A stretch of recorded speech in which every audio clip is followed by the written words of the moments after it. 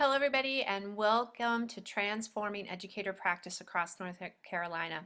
Julian and I are so honored to teach this pilot version of this course, and we're very happy that you've agreed to come along on this journey with us.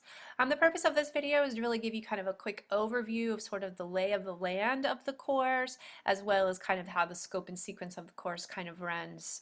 So first of all, obviously, the first thing I want to mention before going forward is you really are going to do yourself a great favor if you please use not Internet Explorer, Chrome or Firefox as your browser. Internet Explorer and Safari just do not support all of the features that are possible in Moodle, and it could cause you not to be able to change your picture, to not make links work, etc., etc. So please use Chrome or Firefox. All right, so here we are in the course. This is really sort of an icon-driven course. Everything you see here, cursor is sort of your friend. You can quickly navigate to all parts of the course by clicking on these icons here. So if you want to explore the course that way, that's how that will work. You would download your syllabus here. This is a course news and announcement forum. Julie and I need to send sort of a whole course message. We'll send it there and it'll come to your email, as well as it will sit here for the duration of the course. So if you're not getting our emails and they might be going to your spam, then you might want to check the course news and announcements. The Watercooler Forum is just that. It's just a place to sort of celebrate and ask questions, help each other, and really begin to have a really social presence and learning community here in our course together. Some other things that you might want to know is that this is a little bit of a different format. If you want to quickly navigate to some other parts of the course, like when you want to look at feedback from Julian and I, you will go here to grades. Some other features that you will want to be familiar with is like here's where you'll go to edit your profile as part of your orientation assignment, and then this will show you just some of the other courses that you have if you have ever taken a Moodle course before with Etlo. So just go ahead and bash those buttons and explore it. You can't break it. Over here you'll just find that I've loaded up some RSS feeds, which is a tool that you'll actually be using and exploring in week 1. So want to model what we're asking you to do so we can bring RSS feeds into Moodle. So we've done that for you. Here's Learning Forward and Edutopia. We have our calendar here, and your due dates and things will be loaded in there. But let's just sort of jump right into it. Let's start with the idea that you are welcome. We don't hide anything, so you're welcome to work ahead, but you do need to be present in the forum of each week. But I do recommend that, particularly with the tools, there's no reason not to go ahead and start looking at those and signing up for those so that you don't have to wait until the week that they're due to really begin to play with them, because that's not really going to work out very well. You really want to save yourself some opportunity to play with them, become familiar with them, so then you can think about this week's topic and how you might actually leverage that tool to kind of address our topic. So each week is organized around Learning Forward's principles for professional development. And I'm going to go to a more typical week. I'm going to go to week 1 and show you what that will look like. So each week what you will find is an overview page.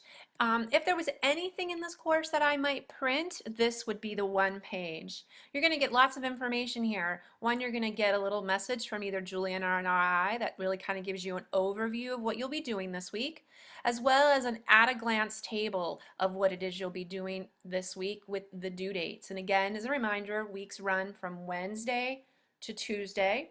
Most of your forum posts, which is your point 1 assignments, are due on Sunday, and all of your point 2 assignments each week are due on the Tuesday of that session or the last day of that session. So you want to post early and often and have that post in by Sunday.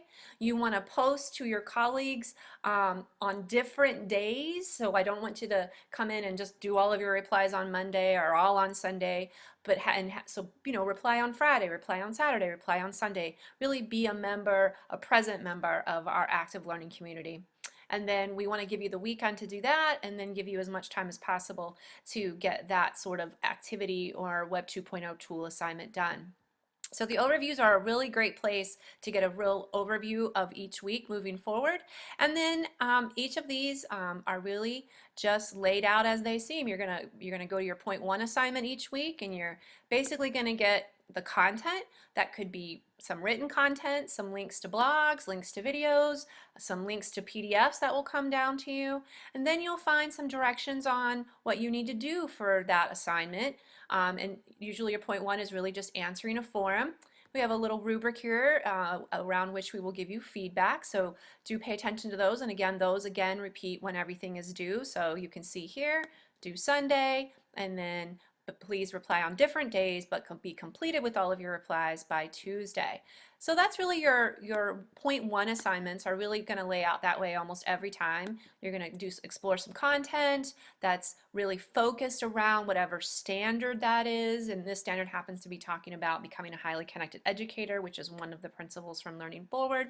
And then what we've done is we've tried to kind of find a tool, a Web 2.0 tool that really kind of aligns well with that principle. And so we thought that this week would be a perfect week for you to take some time and explore these things called RSS readers or aggregators. So you are going to have lots of ideas here for you for different aggregators that you can use. You're going to go out there and identify some bloggers that you particularly like and then load them into your feeder. You're going to share with us in the forum which RSS feeder you liked, as well as some URLs. And then those are really where they are. So here's assignment point one. You will do your answering or post your response to questions here. I will say here, take a moment to really caution you to not answer your questions right here in the WYSIWYG, or what will I call WYSIWYG, what you see is what you get. And if you're not seeing this editing toolbar, it's probably because you need to switch your browser. But I really would not recommend that you answer right here directly. You know, I know we all have friends and family and kids and distractions, and you might get up and walk away thinking that you can come back, and sometimes what will happen is there's something called a PHP timer, and it will time out on you. Here's what I do recommend. I really recommend that you craft your responses in a Google Doc. And I do say Google Doc because Word has its own set of issues. So open up a Google Doc, go ahead and craft your response there. That way you can walk away, come back, edit, change it, tweak it, do whatever you want. And then all you have to do is just then copy it and then come to the forum here and then just paste it right here. So you could just paste right there, right? Another thing I want to make you aware of is that hot links do not automatically hot link whenever, if you wanted to send us to another blog or another website that you had found, you need to go ahead and highlight that, whatever it is you want to be as your link, and go ahead and link that here. So just again, as a reminder, automatic links, web addresses do not hot link. You have to do that manually. Another thing you really want to pay attention to is you want to make sure that you say you don't want copies of emails, otherwise your email box will get flooded with a million different emails through the course, and we don't want to do that. We don't really want your answer as an attachment. That doesn't really support kind of ongoing dialogue. However, if there was an article you wanted to share or an image you wanted to share and you wanted to attach it there, please feel free to do so. So again, don't start your answers here, write them out on a Google Doc and then copy and paste. That'll really save you a lot of time and gnashing of the teeth. Again, so then after you get done with your point one, then you'll go on to your point two, and then we really are just going to use the forums as sort of just a report out. You're going to just provide a brief overview of how you might use this tool, and in almost every case you're going to be providing some URL to where you're either showing us where you've actually created something with that tool. We want original artifacts. So for instance, I think it's in week 3, you have to get a Diigo group, and so you're going to actually put the link into your Diigo group where you've uploaded 5 different resources into it. So we'll be looking for an active URL. This forum is due on Tuesdays. We give you a little extra time each week to get that done. All right, so that wasn't as fast as I normally like to go, but I want to make sure that you've got a great overview of the course. And as always, Julian and I are always here on email. I'm always checking my email. If I'm on my computer, I'm on Skype.